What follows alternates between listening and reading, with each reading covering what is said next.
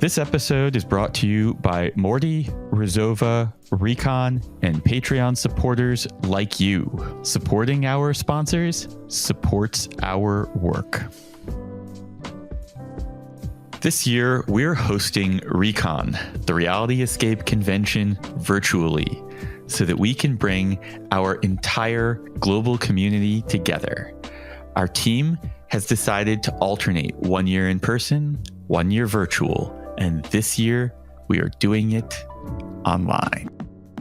We had such a fantastic time at the first in-person Recon, and we wanted to make sure that our friends from around the world who maybe couldn't manage to come in person are still able to enjoy Recon with all of the variety of speakers and guests that we have. And that's exactly what we're doing. Recon has a variety of ticket types to meet your needs, and the basic ticket is free. No tricks. We want our global community at Recon, and we hope to see each and every one of you there August 19th and 20th, 2023. You can learn more at realityescapecon.com. Details in the show notes. Tickets are on sale now. Welcome to the Reality Escape Pod, your lifeline when you need a getaway from the real world. I'm David Spira, alongside my co-host, PG Law. Together, we're exploring immersive gaming from all angles, and we'll be joined by guests who really know their stuff. Today's guest is Joel Head of Headlock Escape Rooms in Norwich, England. Joel, along with his wife Janae, are the creators of the incredible virtual escape game, The Keeper and the Fungus Among Us, and its upcoming prequel, The Rise of the Fungi. Blending funk, puzzles, and puppets, this game remains one of the finest escape experiences that you can have from your home. Welcome, Joel. Hi, thanks so much for having me. Very excited to be here. We're very excited to have you. Big fan. Thank you. I'm a big fan of both of yours as well. You are too kind. And first of all, you have a newborn, which is why Janae isn't with us today. So congratulations. Thank you. Thank you very much. I'm exhausted, but it's fun. Obi is adorable. I don't have to do all the work, but seeing the photos, real cute.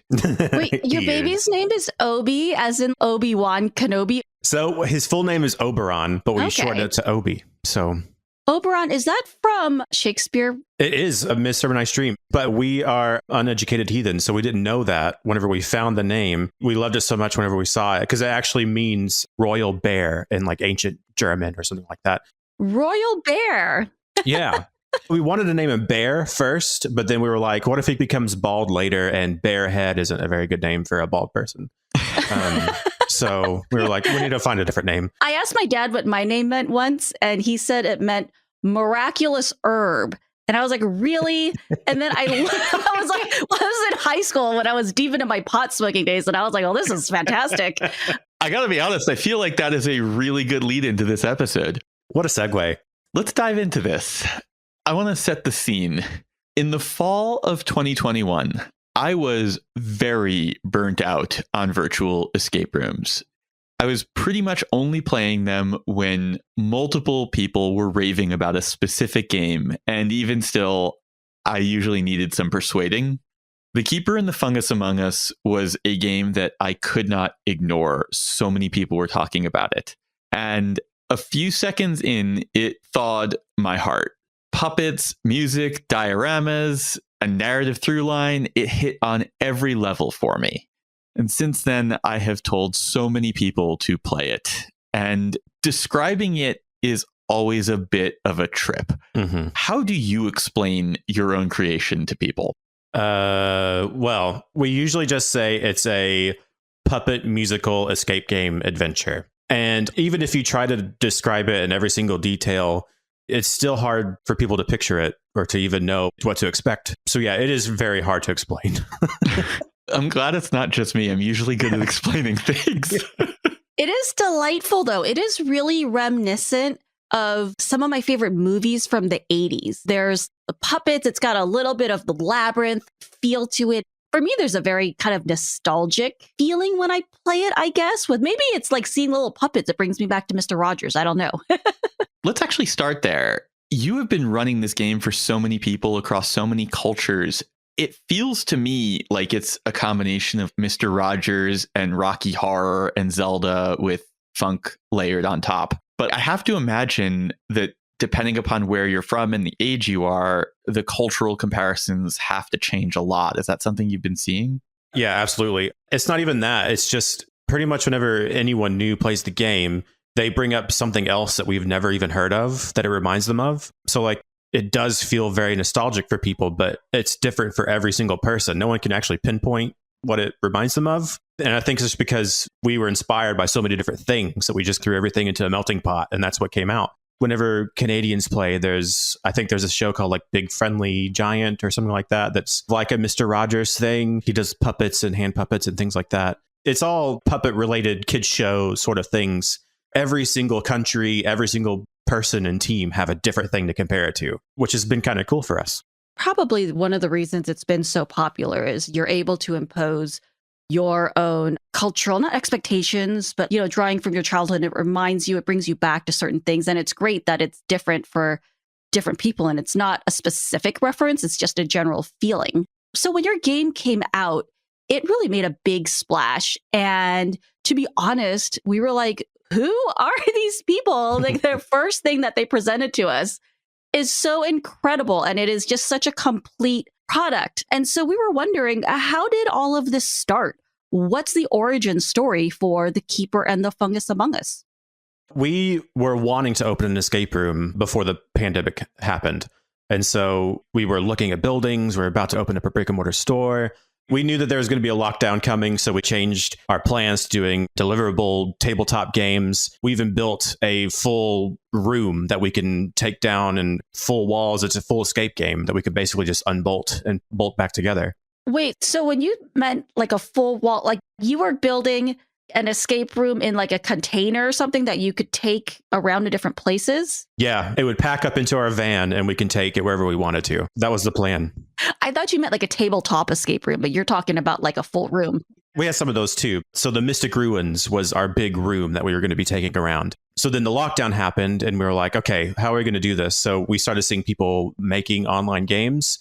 So we were like, all right, let's just set this up in our house and run this in our house. The Mystic Ruins was actually our first game that got us going online. And so we had a lot of great reviews from that. We had a lot of players in the UK play through that. And we were like, well, we need to make something new. And we wanted something that was going to be like this big epic adventure. We wanted to make it more just made for online play. We needed to be made for Zoom. And we're like, everything that we have is run out of our house. So it has to be in a spare bedroom. It has to be contained in there. So we're like, okay, let's just shrink everything to small. Let's just make everything into a diorama. So then that was like, all right, well, all the characters have to be puppets. Everything just has to be much smaller. And then we were like, let's just make it into a musical. Why not? So we just threw everything together. What made you decide to go musical? Do you have a musical background? Yeah, I used to be a music teacher, actually, before we started doing all the escape room stuff. I've been playing guitar and trombone and drums and anything I could get my hands on since I was a kid. So, yeah. All of the music production is you? Are there anyone else involved? And Janae, she'll jump in and sing on some things. But yeah, it's just the two of us. Wow. And what is Janae's background? She's actually a nurse, but she's also very musical as well. We actually both met at the band camp dance when we were 13 years old. Met at band camp. Yeah, we met at band camp. This one time? She is also an artist and she paints a whole lot and sculpts. And it was just this weird mashup of all of the things that we know how to do and just threw it all together in this game. So you mentioned that she paints and sculpts. Was she the one who was producing the dioramas and the puppets? Basically everything that you see during the game, she made. All the puppets she made. There's a few like little 3D printed things here and there that I did. I just did everything that you can't see. Wow, it's awesome. At the start of the pandemic, I had written a piece on Room Escape Artist where I had suggested that if I were an escape room operator, what I would be looking to do right now is make a deliberately designed experience for the internet in my basement or in a spare room and do something small scale. It doesn't matter if it's breakable. You're the only person who's handling it. Right. And when I put that out into the world, I really thought that was going to catch on as a norm. And I got to admit, it didn't really happen much. There were a couple of companies. Isolation did that. I mean, most people probably didn't want to make a whole new experience. They just wanted to adapt the ones they already did. Yeah, but the games that ended up having a lot of staying power for the most part in the virtual space were the ones that were built deliberately for it. That's true. I would say the two games that I would still recommend to people to play now, even though most things are open and up and running, would be your game and then also Project Avatar. Mm-hmm. And you guys are like wildly on opposite ends of the spectrum, right? You know, Project Avatar, we interviewed Tasha, the creator, on season 4. And so they are a virtual escape room, but they went the opposite direction. They went huge. Yeah. And again, this is something you probably couldn't do in real life, you know, run through this gigantic, crazy bunker, parkouring and breaking stuff. And so it's fascinating to see that you guys went the opposite. You went small and charming. Yeah. Well, also, I'm way too out of shape to do what they do. Yeah. Yeah. I mean, there's a really short list of the games that still exist that are worth playing in the virtual space. It's Keeper and the Fungus Among Us. It's Project Avatar. It's The Beast and the Exorcist. Mm-hmm. And then Pursuit of the Assassin Artist. We had one of the creators of that, Sarah Zhang, on season 2. So I guess at this point, we're going to have the folks from The Beast and the Exorcist on. Yeah. All of those are fantastic games. Yeah. All of those were also like big inspirations for us too. They really broke the mold on what they were doing online. So things like the video cutaways or using the way Project Avatar is like a video game and the way that Assassin Artist, the way that they use improv, talking to each other. We were like, how can we... Yeah, exactly. In the time loop, how can we bring in these little things, but also just make it into this cutesy, fun puppet game? Because those were the aspects of things we love. Miss Jezebel, like being able to just talk with a person and then have them improv over what you're asking them. It's just makes what a virtual game. Yeah, I agree with you. And there was a lot of magic that you bottled up and didn't just bottle it. You brewed it into your own thing.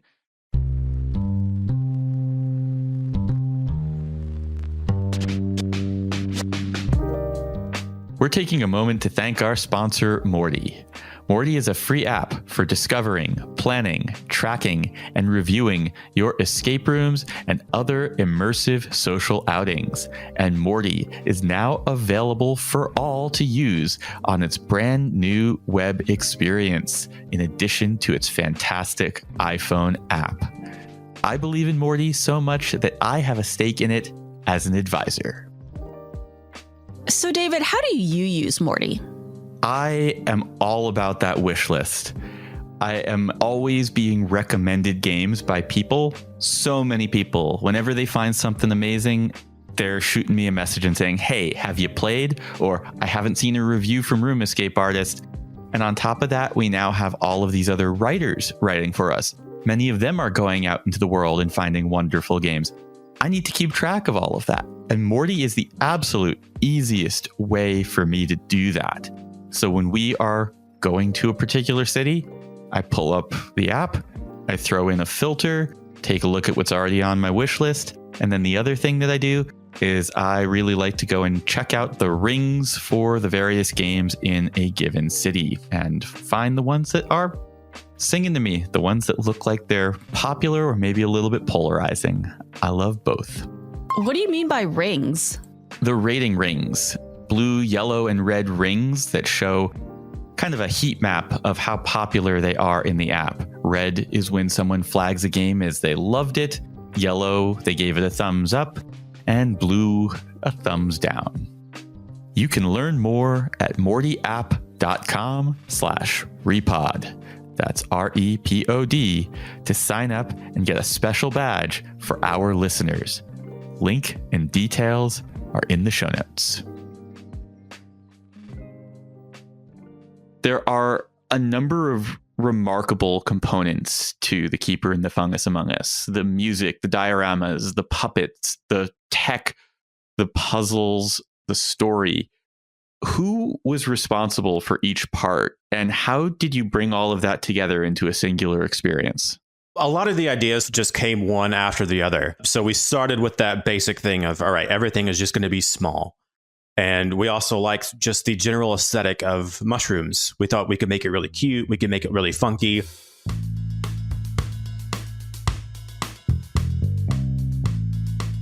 I was also listening to this band called Vulfpeck. Oh, they're fantastic. Really awesome funk band. They're amazing. So I was like, everything has to have a funky feel to it. We knew that there would have to be segues to where I would have to be able to change the sets in and out. But the only way that you could do that if there was a cutaway scene. But it can't just be a boring cutaway scene. It has to have some cool music or something with it. Janae did basically all of the art aspect. We talked about what we wanted to look like. We designed the puzzles together. And that in itself was a whole different beast, designing the puzzles for a game like this. How big is each diorama set? So they are 30 inches by 30 inches, almost 2.5 feet. Yeah. We did a Spoilers Club episode with you and Janae for our Patreon community a while back now. Mm-hmm. In it, we learned that you have 6 scenes, 2 stages, a camera on a track, and it's all running through OBS for streaming software. All of this is operated solely by you. Mm-hmm. What are the logistics of juggling this whole operation? There's a lot of patting your head and rubbing your stomach sort of a thing. So yeah, my left hand always plays the keeper. So he is pretty much always in the set. My right hand is always tapping buttons for the videos or pulling strings or flipping switches, things like that. There's a lot of things going on, especially if you've played the game. There's a fight scene where you're telling me which mushrooms to attack. And then there's this little board that moves up and down. And yeah, that whole scene it's crazy. It took a long time to figure out how we were going to make this a one-man show. Okay, so you run this all by yourself. Yeah. No Janae in the background. There's no background support or tech or stagehand or anything like that. No, it's all me. So yeah, left hand is the actor, right hand is the backstage. It's one of those things where like once you do it once, you kind of get into the flow of it and you're like, okay, that didn't work, but this could work. So that 1 week of testing was super important. And honestly, after the first 2 times I did it, I was like, Janae, this isn't possible. We can't do this. She was like, calm down. We can do this.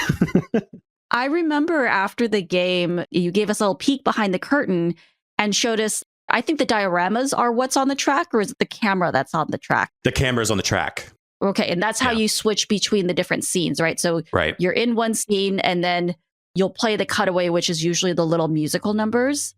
And then magic, we're in a new land. Right. Right. The camera moves on a track. We have 2 different stages, right? A lot of times we'll have like a short little video where I can just move the camera over to the other side and then I can hit play on the next side and we're ready to go. But if I have to change out both of the sets and put 2 new sets in, that's when we have the music. That's when we have the big actual singing music songs. How many sets do you have total? 6 sets total. You're switching between 6 sets. Wow. Yeah, 6 sets. I really loved that you did this post-game, behind-the-scenes look for the players, and it's pretty unusual. Most people don't want to give away all of their secrets. So what brought that about? Do you do that for everybody, or? We do it for everyone. It's mostly because I love seeing the behind the scenes. I love to see how things work. And I understand when companies are like, no, we don't want to share our secrets. And I'm like, okay, that's perfectly fine. But I love seeing how the cogs turn. And so I figured a lot of people would probably also like to see that. But a lot of people probably don't understand or see, oh, it looks really simple, or you're just moving a camera around to different sets. But when you have a very limited space, you have to get creative with it. So I figured people would just like to see it. You mentioned the puppet is always on your left hand, which I think is a really brilliant design because of the way that it allows your hand to still function as a hand while also being a character. I know that Barnaby Dixon was a huge influence on your work. Can you tell us about who he is and how he influenced the design of the puppets in this world? Yeah, so Barnaby Dixon, we honestly hadn't heard of him until we were doing a lot of research for this game, mostly because I have never done puppeteering before this. We had this idea in our mind, but we weren't really sure what we wanted it to look like. Barnaby Dixon does all of these hand puppets, but really they're not hand puppets. They're like finger puppets. And they are these incredible miniature contraptions. They're like little bitty machines on his fingers. And the way that they move, it's so realistic. And also just like in this fantasy world, You have to look him up if you don't know who he is. His YouTube channel is incredible. It's amazing. It is so neat. And he's done a lot of work. There was some sort of play that he helped on that used a lot of like paper puppets and things on stage. He also helped with the latest Dark Crystal that was on Netflix a few years ago. There's like a little thing in there where they have a montage story about the sword or something like that. And he basically did all the puppeteering for that. He was such a big inspiration, and maybe I can tag him in this after this comes out and he might play the game, which would be amazing. We'll tweet at him maybe. See if we can get some attention, because I feel like from seeing his stuff, I feel like he would really appreciate what you've done. I hope so. But also what we're doing is not even near the scale of what he does. But I think the way that he built his things, because he uses both of his hands for these little bitty puppets, and the way that they operate is incredible. But that had us thinking like, okay, we need to have a different route and different way of thinking for these puppets, because you can't really have your fingers walking on, 2 fingers, moving things around. Your hand has to work as a hand. So luckily I stumbled upon this thing to 3D print that was basically like an exoskeleton type thing that was designed to basically just punch stuff. I saw it and I was like, okay, that can work perfectly. So I printed it out, and Janae worked her magic and made this awesome dragon head thing. And we were like, okay, it can't just be an animal. We're just going to make something up because the whole game is weird. So why not this? I have a major affinity for puppets. I grew up with this puppet theater that my grandfather had built for my mom and her sister, and my brother and I ended up with it. So we had all these antique puppets. Later on, when I consulted on the pilot episode for the TV series Create the Escape, which had kids designing escape rooms for their parents and families to play, I was very insistent on use of puppets in that experience. Yeah. I am such a huge fan of it. They do show up in some escape rooms, but it's definitely not the norm. And I think there's a lot more opportunity. And I think you really did a wonderful job of demonstrating the opportunity that exists there. Thank you. Thank you. David and I had just recorded a bonus episode where we talked about different elements that you should have in children's play. And a lot of the elements were all things that you would find in escape rooms, hunting and gathering, and being able to have secret spaces and paths and maps and animal allies. And that was the one thing that struck both of us. We were like, every other thing that I had mentioned in this list of recommended things for children's play areas are usually found in escape rooms, but animal allies, that was one of them. And I was like, this needs to also be a requirement in escape rooms, I feel like. Yeah, absolutely. Part of why the puppets are so much fun. Yeah. I think we just found the missing link for the whole medium. Yeah, definitely. We have some actual brick and mortar escape room mock-ups of using puppets as a clue system or having puppets as part of the storyline. Yeah, and I know that they're out there, but in a very different way. We have some mock-ups, some ideas. I hope it's the next evolution, because we go from walkie-talkies, which is me talking to like this brick of plastic, to voice of God, which I do appreciate better, mostly because I can hear it and understand it a little bit better. But if instead of voice of God, it's now coming from an animal ally, how much better is that? Be so much fun. And I get why owners don't do it, because it's so much more work. Part of me is like, okay, the dream would be to have a fully automated room where it just resets itself, and that would be amazing. You're doing what you have to do to help the teams, and the room does the rest of it. And then the other part of me is like, okay, I want to be laying on my back with my hand up in the air like this and have a puppet talk to this team as well. Another part of the charm of Keeper and the Fungus Among Us was the humor. This was a really funny escape room, and it's not that often we see comedy and humor in escape rooms. So we were wondering how much of the humor was built into the script and how much of it emerged through different playtests. I think it was about half and half, really. I have a very dry sense of humor. I'm very introverted most of the time. Janae is the exact opposite. And so we play off of each other pretty well in that aspect. She's a lot funnier than I am. But also, if one of the players says something really funny, I just say, I'm stealing that. And then it just lives the rest of the time in the game. I like how Janae made the introvert be the game master. It's a little bit different because I'm not actually in front of the camera. Yeah, I don't know why. It just feels a little bit different. But yeah, there's one part in a set where you're talking to a bird and I say something like, this is just a generic bird that he doesn't want to be pigeonholed into anything. Yeah, that was straight up stolen from someone, and I wish I could give them credit, but it was just too good to leave. That's a good line. It's funny every time. You were just mentioning a little bit about the creative dynamic between you and Janae. And since I work with my wife, Lisa, on so many different things, I'm always fascinated about how couples who work together actually do it. How does your dynamic as a couple change between work and regular life? I think our best ideas are the ones that just come out of nowhere. We'll sit down and try to plan something for hours. And sometimes we get something, sometimes we don't. A lot of times inspiration is only like 5 or 10% of your process, right? But usually the way we work is she'll say something that I think is completely impossible to do. And then I keep saying that until I figure out a way to do it. That's usually our process. Yeah. That's pretty relatable. At first I'll say, no way, that's impossible. There's no possible way of doing this, until I have a mock-up and a SketchUp and it's built.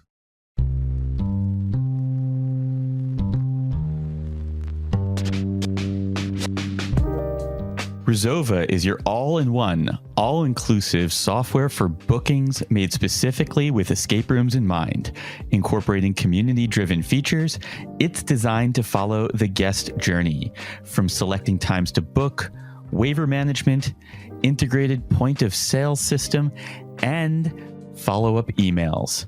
Rizova is the ultimate online reservation software designed to elevate the guest experience, increase game master efficiency, drive sales, and improve operations. PG, what is fantastic about Rizova is that they offer something for the owners, something for the guests, and something for the GMs. What does Rizova offer the guests? As an escape room enthusiast, as a guest, what I care about in my guest experience is increased convenience. And Rizova can do that for you. First of all, they have full integration with Morty. That means that escape rooms can offer their booking times on Morty, and that's how I tend to use it the most. I want as few clicks as possible to get from me finding your escape room to me playing your escape room. And less clicks means it's easier to book. That means more revenue for you. I also like that it automates emails reminding me of my bookings. It sends follow-up emails asking how it did, if I want to leave a review. It's just really useful and convenient for me as a guest. And that's what you want if you want guests to come back and play all of your other rooms. To learn more, get a free demo, and find out how easy Rizova can make your transition to their technology, head over to rizova.com/REA. And be sure to use our link or drop our name, because as a thank you to Repod listeners, Rizova is offering up to $100 in Google AdWords when you sign up through our link. Details in the show notes. The Keeper and the Fungus Among Us was one of the great virtual escape rooms of the lockdown era. And one of the few great virtual escape rooms that you can still play, because a lot of them have stopped running. So we were wondering, how has that business model changed for you over time? You know, as everything opened up, people are playing less and less games over Zoom. How has that affected your business? So obviously, bookings have dropped down quite a bit compared to how it was during the lockdown. But pretty much the entire life of the game has been enthusiasts. We have a rare new players here and there playing, but yeah, the overwhelming bulk of players are enthusiasts. And so you're not going to get every enthusiast either. Some enthusiasts just don't want to play online games. It doesn't matter how much it's recommended or anything like that. They just don't want to play them, which is understandable. But the model has changed a little bit for us, because now we realize a lot of brick and mortar games will last years. It depends on if it's still making money, they'll keep it. But with us, now that it's basically only enthusiasts, we're learning that the life of this game is probably only more like 1.5 to 2 years, if we're lucky, right? We're lucky that people are still booking this game.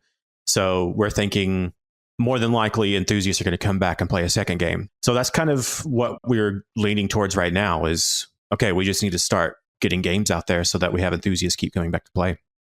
I know that if you make another one, I will be there, which is why I'm curious to get some details. You recently announced a prequel to The Keeper and the Fungus Among Us, The Rise of the Fungi. Yeah. What can we expect from your next game? So we're hoping that we can capture all of that funny, jovial magic that you can get in that first game. Of course, it's going to be very difficult because people are going to be comparing it to the first one. But we're going to be having some new characters. This follows the life of the bad guy, the villain, actually, in The Keeper and the Fungus Among Us. His name is Paxillus. And this will be basically how Paxillus became evil. So yeah, you'll be going through his whole life. And I don't know how much more I want to give out yet. He wasn't evil. He was just misunderstood and lonely. Just misunderstood. Yeah. He just wanted friends. Can we expect the music to return? Absolutely. Actually, I would say more music, not quite as long as songs, but there's going to be more songs, more puppets. And the sets that we have planned are going to be really cool. We announced that it was going to be out sometime in the spring. We were vague on purpose because whenever you have a newborn, time doesn't matter anymore. And it's just out the window. So I get it. Whenever you actually make this game and get it out there, I will be there to play. Excellent. I appreciate it. You had a number of different musical influences in the first game and some different styles, right? What were some of the different musical styles you had in Keeper of the Fungus Among Us? I mentioned Vulfpeck earlier. They were a big inspiration. Yeah, so Vulfpeck mainly got their start all on YouTube, and they are just a bunch of different funk artists, rock artists, jazz artists that got together and make this awesome, amazing music. They were a big inspiration. Rocky Horror Picture Show, obviously, a huge inspiration. I sat down whenever I was trying to write the music for the villain, Paxillus. I went back and listened to basically every single villain song that I could possibly find. And I kept coming back to Rocky Horror Picture Show and Little Shop of Horrors. And those were huge inspirations. I was trying to figure out what Paxillus, what the character needed to be like. And Tim Curry was perfect. I was like, I can't be Tim Curry. No one can. No one can be Tim Curry. But I hope I got like just a little piece of Tim Curry in Paxillus. The name's Paxillus. I'm the Mushroom King. It's been 1,000 years since I could sing. I'll tell you what my plans are. You won't believe your eyes. I put the fun in Fungi. You see, I release my little spores in a big flurry. You may want to run, but don't be in a hurry. You'll change into a mushroom, but you won't die. I put the fun in Fungi. There's like a bit of like a sweeping, gloating kind of vibe. Yeah, he's full of himself. Yeah, he's the most important thing in the room all the time. But also, whenever we were doing, as you play the game and you see these different sets, we have a short video that gives close-ups of things in that set in more detail, mostly because Janae worked so hard on him and it looks incredible up close. So we wanted to kind of show that off. And so as we were going through the set, I was thinking like, one of them is a tortoise forest. And I was like, okay, what does a funky tortoise sound like? And that's how I wrote the music. Usually started with the bass line, and got that laid down, added in the drums, added in some guitar, and that's what came out. So what does a funky tortoise sound like? I was trying to think like, okay, it's obviously got to be like a little slow. I was picturing like a tortoise with sunglasses on. That's pretty much where it came from. A lazy doobie brother. Yeah, exactly. And then like for the fight scene, the fungus fight scene, there's a song playing the entire time you're fighting the mushrooms. When I was a kid, I played a lot of Pokemon, and I was like, it's got to have this cool little rush to it, but also a little funky touch to it. And so, yeah, I just tried to think of what the set would sound like in a funky way.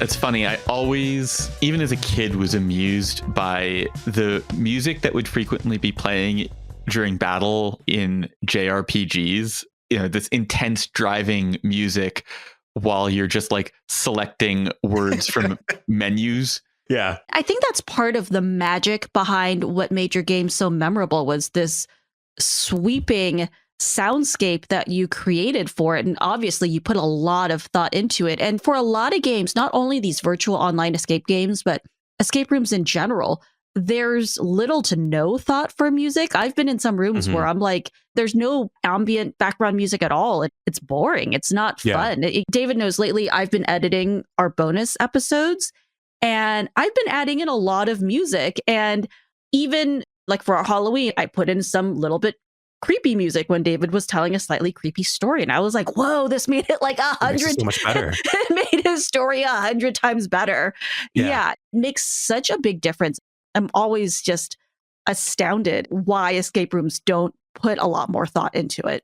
Yeah, definitely. I think it was especially important for us because it's difficult to make a virtual game immersive, right? And so we just try to do as much as we possibly could. And even when there's not music playing and you're just sitting there in the set, if you're in like a forest scene, there are birds chirping in the background. If there's a river in the set, there's a river water sounds. Oh, you added all of that in. Yeah, all of that is in as you're playing. And I'm not sure how many people realize that's going on in the background, or if it just feels natural that you're looking at this forest set and you can hear a forest. I don't know. But yeah, that's those little touches in it that, and also we had a lot of time during the lockdowns. So that makes a difference too. Nothing but time. Right. People notice, whether subconsciously or not, like one of the things I always notice is when they've made a door creak when something opens. That's one of my favorite things. Yeah, exactly. It just brings everything together. In fact, there's a lot of funny YouTube videos of people taking scenes from Star Wars and taking the music out, and We're putting in like different music, like Benny Hill music or something. Yeah, exactly. There's one of like Voldemort and Harry Potter fighting or hugging each other, and there's like romantic music in the background. And you're like, oh, this really changes the feel of this, doesn't it? This is a much different movie. So with your new game, do you have a new inspiration, or is it just what comes out of the characters and the script? It really is what comes out of the characters in the script. I've always loved funk music. I mean, going back to Stevie Wonder and some of the early like Aretha Franklin stuff. I used to play in jazz bands and funk bands and blues bands and country bands. Just to have this inspiration from everywhere. So yeah, it's really whatever we think that character is going to resemble, what he's going to look like. And yeah, I think it all stems from that, what the story is. I want to change subjects. I want to solve a mystery that I have to imagine is brewing in the minds of our listeners. I introduced you as being from Norwich, England. You don't sound like you're from England. No, I'm not very British. And sometimes I think people are a little disappointed when they hop on and realize that I don't have a British accent. I have this weird Southern twang. No, I'm from Arkansas originally. My wife and I moved to the UK about 5 years ago, I think in 2018. So yeah, we've been here for almost 5 years now. What brought you to the UK? Janae is actually a dual citizen. She's both British and American. She has a lot of family here still. Her brother had moved here just a year before us. And also, we were just like, let's just go. Let's just see what happens. And that has kind of been the theme for the past few years of let's just try it and see what happens. What has been the biggest cultural shock for you as an American moving to England? I think it's the driving is probably a culture shock to me, or more accurately, driving your cart in the grocery store. Because I think in the South especially, people tend to be fairly nice to strangers. They typically smile at each other, even if you don't know who they are. If you feel like you're in the way, you move out of the way. You generally try to be nice, even if it is a little fake sometimes. But yeah, here it's just you get your cart, you go. Move along, mate. You're moving around. Yeah, if you're standing in in front of what someone else needs, nope, they're not waiting for you. They're going to reach right in front of you, grab it, and be on their way. Oh, so yeah, don't that go was to China. That was a big. I'll tell you that much. Okay, so you mentioned your game, The Mystic Ruins, but you have another game on your website, The Pursuit for Redbeard's Treasure. How does one play those if they wanted to? So both of those are deliverable games. If you live in the UK and you would like to rent those out for a party or for a wedding or for whatever, there's a little box that you can fill in on our website. And there's a little questionnaire thing that will get to us and we'll respond back to you. Everything that we do with that is tailor-made to the situation. We literally pack it up into our car, bring it to your house or your work, and we set it up there. So those games are a lot of fun as well, that hopefully we'll be getting a lot more of those once it gets a little bit warmer. I was going to ask, how often does that get booked? It's not something that we push super hard because It seems like a lot of work. it is a lot of work, honestly. And also, Fungus is like 95% of our business, pretty much. And I think whenever it warms up outside and it starts to get, summertime, people book the Fungus less. And then we have more of these bookings with Redbeard's Chest and all that. So yeah, it's kind of cyclical throughout the year as far as what people book. Makes sense. Do you have any plans to open a brick and mortar escape room like you were originally planning on? That is something that we don't have any concrete plans, but it is definitely something that we want to do in the future. We're hoping that we can possibly get the second Fungus game out. And then after that, we'll probably be thinking about that a little bit more. But yeah, it's definitely on our radar. Joel, where can people find you on social media? You can find us on Facebook or Instagram, Headlock Escape Rooms. We're always loading loads of stuff on there. We have been talking about starting up a YouTube channel as well. That would be sort of like a 10 to 15 minute episode, sort of a thing that would follow along the story of the Keeper and the Fungus Among Us. Look for that there, and hopefully we'll be putting out some of those episodes here pretty soon. Oh, that's exciting. Joel, thank you so much for joining us. Please say hi to Janae for us. We're sorry she couldn't join us. We really appreciate having you on. Thank you. I had such a great time. The Reality Escape Pod is produced by Lisa Spira. Music by Ryan Elder of RyanElderMusic.com. Edited by Steve Ewing of Stand Inside Media. And brought to you by RoomEscapeArtist.com. Your home for well-researched, rational, and reasonably humorous escape room and immersive gaming content and events. When David and I dreamed up this podcast, we ran into one problem. The first rule of escape rooms is you can't really talk about escape rooms. We can't really talk about them in full detail because of spoilers. So our answer to that was creating the Spoilers Club. This is content that you get at the $15 level. We have invited creators on from iconic, well-known escape rooms to do a walkthrough and recap of their room. It's one of the only places I know of where these rooms are documented in full. We get a lot of really tasty behind-the-scenes tidbits from the creators, and a lot of our patrons have told us that this is some of their favorite content that we've produced. We also have higher tiers available for those who really believe in our work and want to help us achieve our dreams of being able to work full-time on Room Escape Artist and Repod. That really is what we're striving for here. We are trying to help elevate and support and nurture this community and this industry that we love so deeply. And our Patreon supporters are the key to unlocking that future for us. If you want to help us out, you can learn more at patreon.com/roomescapeartist. Details are in the show notes. Check that out. You've reached the end of this podcast. I have to imagine that means that you've enjoyed yourself. And if you did, and you haven't done so already, I would really appreciate it if you gave us a 5-star rating on Apple Podcasts, Spotify, or your podcast app of choice. This helps us in so many ways with increasing discoverability, and it doesn't cost a thing. If you like what we're doing, it's a really easy way to help us out. Thanks. Thank you to our highest level Patreon backers: Breakout Games, Derek Tam, Olivier Escapism, Escaparium, Panic Room, Byron Delmonico, Josh Rosenfeld, Paula Swan, Rex Miller, Scott Olson, and the Ministry of Peculiarities. Thank you all so much for your ongoing support. So this happened actually just a week or two ago. Your editor, Steve, was playing our game. And in the Keeper and the Fungus Among Us, we have an inventory that drops down. It's basically just like a board that's on a stick, and it has a bunch of magnets on it that keeps all these little bitty pieces in there that you collect throughout the game.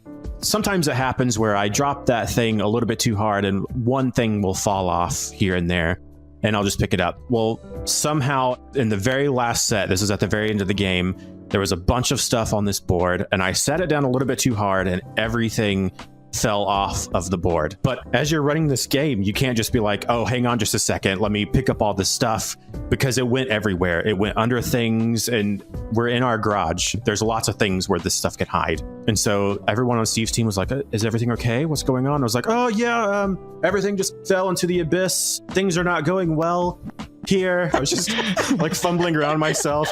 By the time I got everything back on the board, I was like out of breath. I was like running around. I was like breaking a sweat because it was a nightmare.